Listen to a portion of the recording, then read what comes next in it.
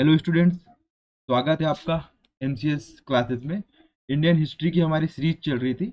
हम लोग chapter first देख रहे थे इसमें, जो नया एड हुआ सिलेबस में ना, कहाँ से कहाँ तक के प्राचीन भारतीय ज्ञान परंपरा से लेकर के कहाँ तक तीर्थंकर तक के। ठीक है, आज हमारा टॉपिक क्या है?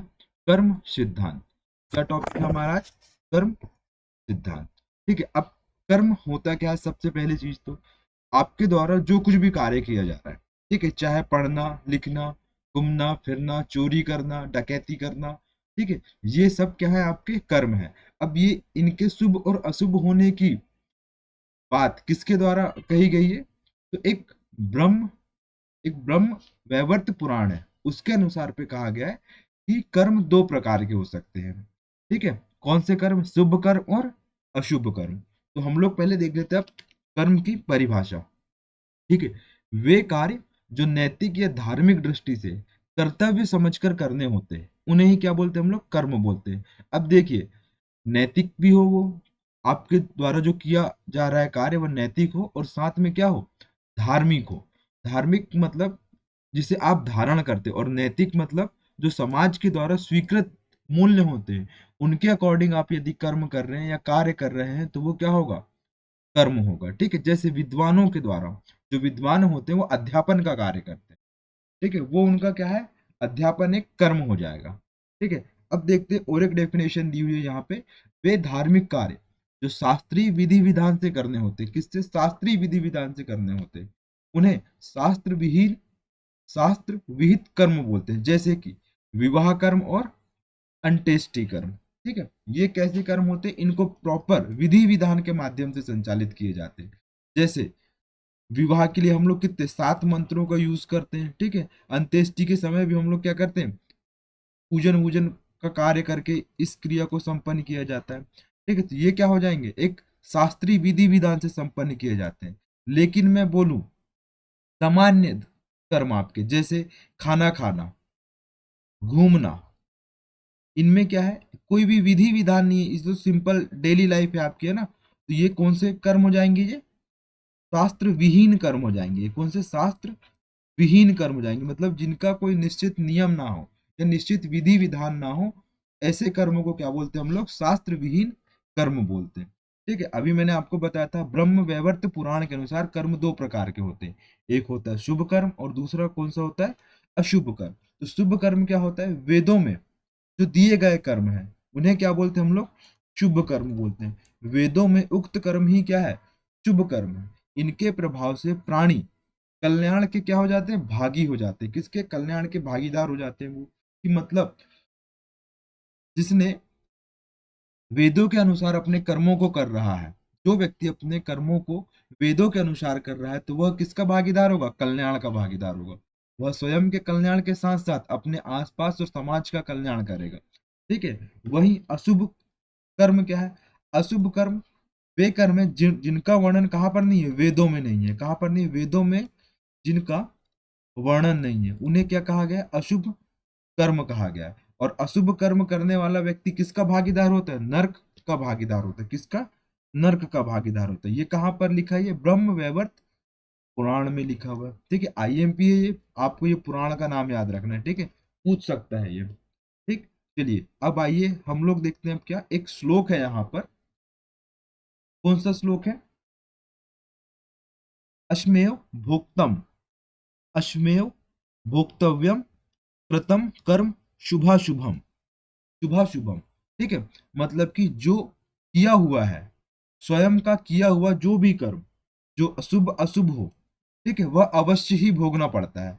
मतलब कि स्वयं के द्वारा किया गया कर्म चाहे वो शुभ हो चाहे अशुभ हो, उसको भोगना ही पड़ता है। बिना भोगे, ठीक है, ना भुक्तम छीते कर्म कल्प कोटि सतेरपि। ठीक है, बिना भोगे तो सैकड़ों करोड़ों कल्पों के व्यतीत होने पर भी कर्म को क्या नहीं करा जा सकता है? टाला नहीं जा सकता।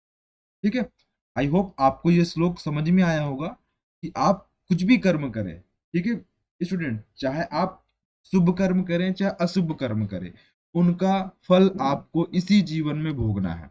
ठीक है, आप इन कर्मों के फल से भाग नहीं सकते हैं। ठीक है, आप इन कर्मों से भाग नहीं सकते। अब आइए देखते हैं कर्म के सिद्धांत कौन कौन से हैं। ठीक है, पहला सिद्धांत है कर्म के फल के आधार पर। किसके आधार पर? कर्म के फल के आधार पर कर्म के तीन प्रकार होते हैं। ठीक है, पहला कर्म कौन सा? संचित कर्म, दूसरा है प्रारब्ध कर्म, और तीसरा कौन सा है? संचयमान कर्म। ठीक है, तो संचित कर्म क्या है? वे कर्म जो संचित हो चुके हैं और उनका फल अभी नहीं मिला है। ठीक है, आपने तो कर दिया है कर्म, लेकिन अभी उनका फल आपको मिलना प्रारंभ नहीं हुआ है। और प्रारब्ध कर्म कौन से होते हैं? पूर्व के कर्म जिनका फल आपको मिलना आरंभ हो चुका है। ठीक है, ऐसे कर्म जो आपने पूर्व में किए हैं और जिनका फल आपको मिलना भी स्टार्ट हो गया है। ठीक है, उसे क्या बोलेंगे हम लोग? प्रारब्ध कर्म बोलेंगे। और तीसरा कर्म कौन सा? संचयमान कर्म। आप जो वर्तमान में कर्म कर रहे हैं, जिनका फल अभी मिलेगा या फिर भविष्य में मिलेगा, उसे ही क्या बोलते हैं हम लोग? संचयमान कर्म बोलते हैं। ठीक है, आई होप आपको ये तीन प्रकार के कर्म समझ में आए होंगे। ठीक है, याद रखना वेरी इंपॉर्टेंट है, क्योंकि ये पूछ सकता है, मेंस में पूछा हुआ है कर्म के कितने प्रकार होते हैं। ठीक है, शायद 2021 के मेंस में पूछा था ये कर्म के प्रकार लिखे। तो सबसे पहले संचित कर्म, दूसरा प्रारब्ध कर्म, और तीसरा कौन सा? संचयी कर्म। अब देखिए, जो ये कर्म होते हैं ये क्या है? क्षणिक सुख प्रदान करते। कैसे सुख प्रदान करेंगे आपको? क्षणिक सुख प्रदान करेंगे, किंतु ये प्रायः दुख एवं सुख से क्या होते हैं? मिश्रित होते हैं, मतलब दोनों का मिश्रण होता है इन कर्मों में। कैसे मिश्रण होगा? यदि मान लीजिए आपने चोरी का कार्य किया है, ठीक है, तो वो कौन सा कर्म होगा? अशुभ कर्म होगा। अब आपका ये अशुभ कर्म क्या हो चुका है? संचित हो चुका है। अब आपको भविष्य में इसका फल कैसा मिलेगा? गलत ही मिलेगा। ठीक है, या खराब ही मिलेगा। ये कैसा होगा? ये दुखदाई होगा। लेकिन वहीं आपने किसी का परोपकार किया है, तो वो किस कैटेगरी में जाएगा? शुभ कर्म में हो जाएगा, शुभ कर्म में हो जाएगा। तो इसका आपको कौन सा फल मिलेगा? अच्छा फल मिलेगा आपको। ठीक है, तो यही कहना चाह रहा है कर्म सिद्धांत। ये क्षणिक सुख उत्पन्न करते हैं, लेकिन सुख और दुख के क्या होते हैं? ये मिश्रण होते हैं। अब देखिए, जब दुख उत्पन्न होगा तो पुनः दुख को उन्होंने तीन प्रकार से बताया। जो दुख होंगे वो तीन प्रकार के होंगे। सबसे पहला दुख है आपका आध्यात्मिक दुख। ठीक है, कौन सा? आध्यात्मिक दुख। किसी के द्वारा उत्पन्न किया गया भौतिक एवं मानसिक दुख ही क्या है? आध्यात्मिक दुख है। मान लीजिए आपके पास मान लीजिए ए व्यक्ति है और बी व्यक्ति है। ठीक है, ए व्यक्ति ने बी को भौतिक और मानसिक रूप से, इससे भौतिक और मानसिक रूप से प्रताड़ित किया है। तो इसी को हम लोग क्या बोलेंगे? बी के ऊपर जो दुख उत्पन्न होगा उसे क्या बोलेंगे हम लोग? आध्यात्मिक दुख। क्योंकि उसका मानसिक भी क्या हो रहा है? मानसिक स्थिति क्या हो रही है? इम्बैलेंस हो रही है। ठीक है, असंतुलित हो रही है। ठीक है, जो दूसरा प्रकार का दुख है अधिभौतिक दुख, दूसरों के द्वारा दिया गया दुख। और ये किस कैटेगरी में आता है? शारीरिक दुख की कैटेगरी में आता है। या तो उसका अंग को भंग कर दिया जाएगा, मतलब हाथ पैर तोड़ दिए जाएंगे। ठीक है, इस प्रकार का दुख को क्या बोलते हैं हम लोग? अधिभौतिक दुख। और तीसरा है हमारा अधिदैविक दुख। ठीक है, प्रकृति की शक्ति के द्वारा उत्पन्न दुख, जैसे कि भूकंप के आने से जन धन की अत्यधिक हानि होती है। तो इस प्रकार जो उत्पन्न होने वाला दुख है उसे क्या बोलते हैं हम लोग? दैविक दुख बोलते हैं। ठीक है, समझ में आया होगा आपको कि दुख कितने प्रकार के होते हैं। पूछ सकते हो कर्म सिद्धांत के आधार पर दुखों के प्रकार कितने हैं? चार है, तीन है, दो है, इनमें से कोई नहीं, तो फिर आपको टिक करना पड़ेगा तीन प्रकार के दुख है। ठीक है, फिर हम आते हैं हम कि नेक्स्ट हमारा जो है मनसा वाचा कर्मणा। ठीक है, बहुत ही आईएमपी हर किसी के मुख से सुना होगा आपने कि कर्म ऐसे होना चाहिए जो मन से सही हो, आपकी वाणी से सही हो और आपके व्यवहार में भी वो दिखते हो। तभी वो इन मतलब इन तीनों के संयोजन से व्यक्ति के द्वारा किया गया कर्म कैसा होगा? शुभ होगा। कैसा होगा कर्म? शुभ होगा। तो देखिए, मनसा, मनसा का अर्थ होता है विचार। वाचा, वाचा का अर्थ क्या होता है? शब्द एवं वाणी। और कर्मणा का अर्थ होता है आपकी कर्म की शुद्धता और एकता। और उनके बीच एक सामंजस्य और अनुरूपता को इंगित करता है। ठीक है, कि आपका मन भी सही हो, आपकी वाणी भी सही हो और आपके द्वारा किया गया कार्य भी क्या हो? सही हो। ठीक है, ये आपको याद रखना, मनसा वाचा कर्मणा। ठीक है, अब और एक यहाँ पे डेफिनेशन दी हुई है कर्म की, कि जीव द्वारा अपनी इंद्री, अपने मन तथा बुद्धि की प्रेरणा से वह जो कुछ कार्य करता है वही क्या है? कर्म है। जीव के द्वारा अपनी इंद्रियों, अपनी बुद्धि और अपने मन की प्रेरणा से जो कुछ वह कार्य करता है वही कर्म है। ठीक है, जैसे मान लीजिए चोरी करने वाला व्यक्ति, अब उसने बुद्धि भी लगाया होगा ना कि उसको एक्स जगह पे इतने इतने की डकैती करना, इतने समय उसको जाना है। ठीक है, तो वो किसका भी यूज कर रहा है, वो अपनी बुद्धि का यूज कर रहा है, और उसकी इंद्रियां भी बोल रही है कि मुझे ये करना है। ठीक है, क्योंकि उसको इंद्रियों से क्या है, वो सुख की प्राप्ति करेगा।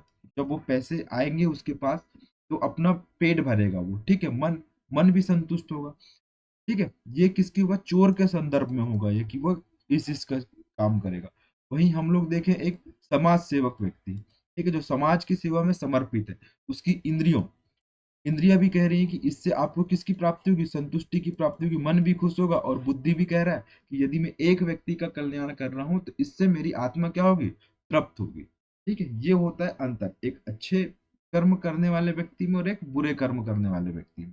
ठीक है, दोनों कंडीशन में जो व्यक्ति होता है, दोनों कंडीशन में अपनी इंद्रिय, मन और बुद्धि का उपयोग करके वह अपने कार्यों को संचालित करता है। आई होप आपको ये कर्म समझ में आया होगा। ठीक है स्टूडेंट्स, अब हम लोग देखते हैं गीता में कर्म के 3 प्रकार बताए गए। कितने? 3 प्रकार के कर्म बताए गए हैं गीता में। सबसे पहला सात्विक कर्म। कौन सा कर्म? सात्विक कर्म, आईएमपी है ना। क्या है? शास्त्रीय विधि से संचालित होने वाले कर्म। किससे? शास्त्रीय विधि से, शास्त्रीय विधि से संचालित होने वाले कर्म। ठीक है, उन्हें क्या बोलते हैं हम लोग? सात्विक कर्म बोलते हैं। ठीक है, फिर आते हैं राजस कर्म। राजस कर्म क्या होते हैं कि परिश्रम बहुत परिश्रम से प्राप्त कर्म। ठीक है, जैसे कि राजा बहुत सारे युद्ध को जीत करके वह किसकी प्राप्ति करता है, वो सुख की प्राप्ति करता है, इसे क्या बोलते हैं हम लोग? राजस कर्म। वही हम लोग सात्विक कर्म देखें, शास्त्रीय विधि से युक्त कर्म, कि आपने देखा होगा ब्राह्मण वर्ग, ठीक है, यज्ञ याजन का कार्य वो लोग निश्चित नियम विधि के अनुसार करते हैं, उसे हम लोग क्या बोलते हैं? सात्विक कर्म। और तामसिक कर्म क्या होते हैं? जो हानि, हिंसा, अज्ञान से आरंभ होते हैं। किससे? किसी को आपने नुकसान पहुंचा दिया, हिंसा कर दिया, और आपके अज्ञान से जो कार्य होते हैं उसे ही हम लोग क्या बोलते हैं? तामसिक कर्म बोलते हैं। ठीक है, आई होप आपको ये भी समझ में आया होगा गीता के अनुसार कितने प्रकार के कर्म बताए गए हैं? 3 प्रकार के। ऐसे ही प्रीलिम्स में क्वेश्चंस आएंगे। ठीक है, तो हम लोग देखते हैं क्या अन्य प्रकार के भी कर्म मिले हैं। ठीक है, ये मैंने इग्नू से लिया है। ठीक है, पहला कर्म क्या? सकाम कर्म, और दूसरा क्या है? निष्काम कर्म। आपने निष्काम कर्म तो सुना ही होगा, क्योंकि कृष्ण जी ने अर्जुन जी को जब उपदेश दिया था तो उन्होंने कौन से कर्म की बात की थी? निष्काम कर्म, कि ऐसे काम करे, मतलब ऐसे कार्य करे जो आप फल की चिंता ना करें, बस आप कर्म करते चले, फल की चिंता ना करें। अपने आप आपको, यदि आपका कर्म शुभ होगा तो आपको कैसा कर्म, कैसा फल मिलेगा? आपको शुभ फल मिलेगा। यदि आपका कर्म ही अशुभ है तो आपको फल भी कैसा मिलेगा? अशुभ फल मिलेगा, या फिर गलत प्रकार का फल मिलेगा। ठीक है, अब देखते हैं हम लोग साकाम कर्म।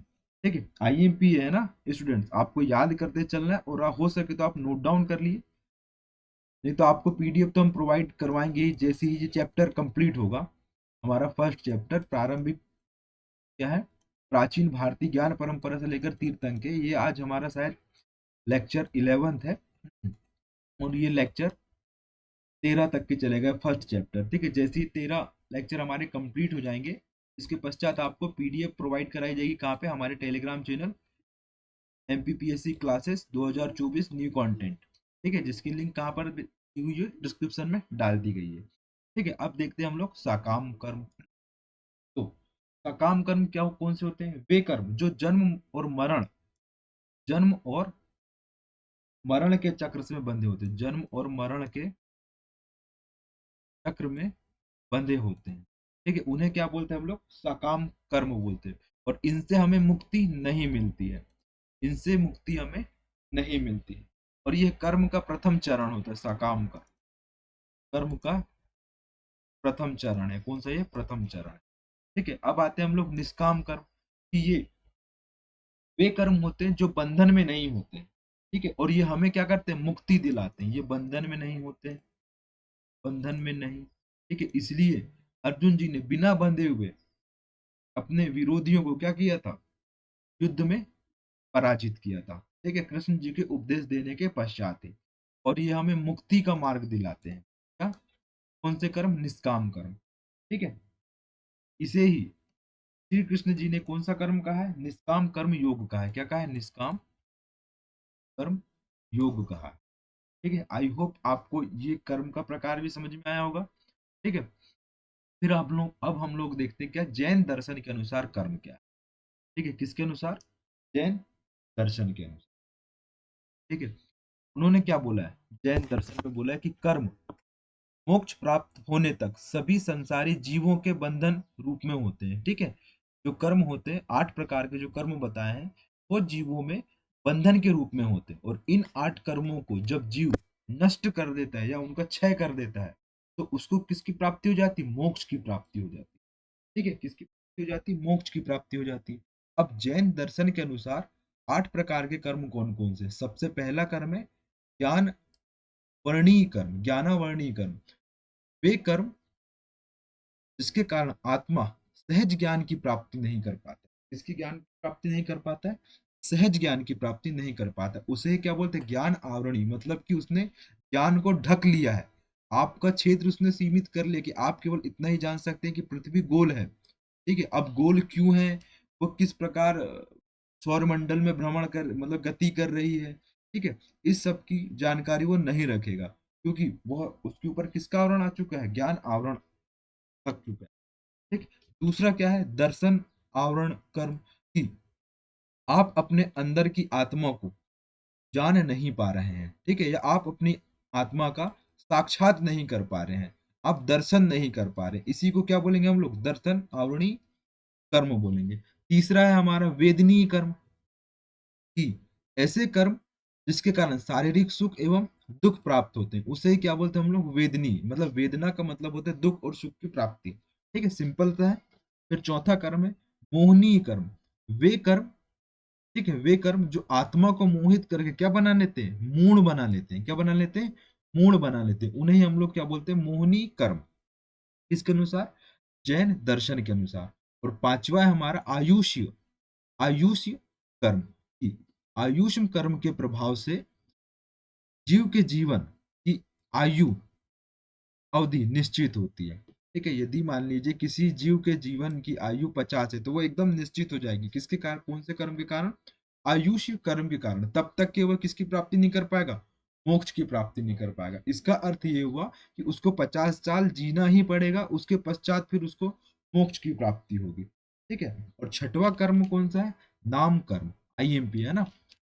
जो कर्म शरीर इंद्री आदि की संरचना का कारण है, कि जिनके कारण हमारा शरीर, हमारी 6 प्रकार की इंद्रियां, हमारे शरीर के अंग का निर्माण हुआ है, उसे ही क्या बोलते हैं हम लोग? नाम कर्म बोलते हैं। किसके अनुसार? जैन दर्शन के अनुसार। फिर आते हैं गोत्र कर्म। ठीक है, जिस कर्म के प्रभाव से लोक में प्रतिष्ठित अप्रतिष्ठित जाति कुल आदि का ज्ञान होता हो, उसे ही क्या बोलते हैं? गोत्र कर्म बोलते हैं। कि बोलते हैं ना कि कुछ कोई एक्स गोत्र का व्यक्ति है, कोई वाय गोत्र का व्यक्ति है। ठीक है, फिर अंतिम कर्म है हमारा जैन दर्शन के अनुसार अंतराय कर्म। जिस कर्म के प्रभाव से सभी अनुकूल साधनों के उपस्थित होने पर भी कार्य सिद्धि नहीं होती आपको। ठीक है, आपके पास सब कुछ साधन है, आपके पास पढ़ाई करने के लिए आपके पास नोट्स हैं अच्छी अच्छी कोचिंगों के, आपने लाइब्रेरी भी ज्वाइन कर रखी है, ठीक है, और आप पढ़ भी रहे हैं, फिर भी आपको क्या नहीं मिल रहा है? आपके कार्य में सिद्धि नहीं मिल रही, या फिर आपको सफलता नहीं मिल रही है, तो कहीं ना कुछ तो कमी रह रही होगी। ठीक है, यही ये कर्म कहना चाह रहा है कि जिस कर्म के प्रभाव से आपके सफलता के लिए आपके पूरे साधन उपलब्ध हैं आपके समक्ष। ठीक है, घर से पैसे मिल रहे हैं टाइम टू टाइम, आप लाइब्रेरी भी जा रहे हैं, सब कुछ कर रहे हैं, लेकिन आपका मन स्थिर नहीं है। ठीक है, तो आपको मन को स्थिर करना पड़ेगा, तभी आप किस को प्राप्त करेंगे? सफलता को अर्जित करेंगे। ठीक है, आई होप आपको ये 8 प्रकार के कर्म याद हो गए होंगे। याद नहीं हुए तो आप एक बार फिर से लेक्चर्स देखिएगा। ठीक है, याद हो जाएंगे। ठीक है, ये किसके अनुसार होगा? जैन दर्शन के अनुसार। अब हम लोग देखेंगे बौद्ध दर्शन के अनुसार कर्म क्या है। ठीक है, इन्होंने कौन सा सिद्धांत दिया? कर्मवाद का सिद्धांत दिया। इसका कर्मवाद का सिद्धांत। बौद्ध दर्शन के अनुसार कर्मवाद है क्या? सबसे पहले सिंपल सा हम लोग समझेंगे यहाँ पे कर्मवाद को। इसको बाकी हम लोग जब बौद्ध धर्म पढ़ेंगे तब हम लोग इसको डिटेल में देखेंगे कर्मवाद। ठीक है, इन्होंने कहा है आप अच्छे कर्म करेंगे, ठीक है, शुभ कर्म करेंगे तो आपको पुनर्जन्म की प्राप्ति हो। और पुनर्जन्म की प्राप्ति क्या है? आपके अच्छे कर्म का संकेतक है, शुभ कर्म का संकेत है। क्योंकि यदि आपका बार बार या पुनः जन्म हो रहा है तो आपने अच्छे कार्य किए हैं और लोगों का कल्याण कर रहे हैं, आप करेंगे। ठीक है, यदि किसी का जन्म बार बार हो रहा है तो वो किसके लिए हो रहा है? बौद्ध दर्शन के अनुसार लोगों के उद्धार करने के लिए हो रहा है। ठीक है, अब अभी हम लोग आगे लेक्चर में देखेंगे, नेक्स्ट लेक्चर जो आएगा हमारा बोधिसत्व का आएगा, वो इसी कर्मवाद के सिद्धांत पर आधारित है। ठीक है, अब जिसने बुरे काम किए हैं तो उसका पुनर्जन्म नहीं होगा और वो किसकी प्राप्ति नहीं कर पाएगा? मोक्ष की प्राप्ति नहीं कर पाएगा। ठीक है, अंतोगत्वा जो हमारा कर्म सिद्धांत है या प्रिंसिपल ऑफ कर्मा है, वो हमें किसके तरफ ले जाता है? मोक्ष की ओर अग्रसर करता है। आई होप आपको ये कर्म सिद्धांत पसंद आया होगा स्टूडेंट्स। ठीक है, thank you for watching MCS classes. यदि आपको हमारी क्लास अच्छी लग रही है तो लाइक शेयर सब्सक्राइब करें और अपना फीडबैक कमेंट्स के रूप में आप दे सकते हैं। Thank you for watching MCS classes.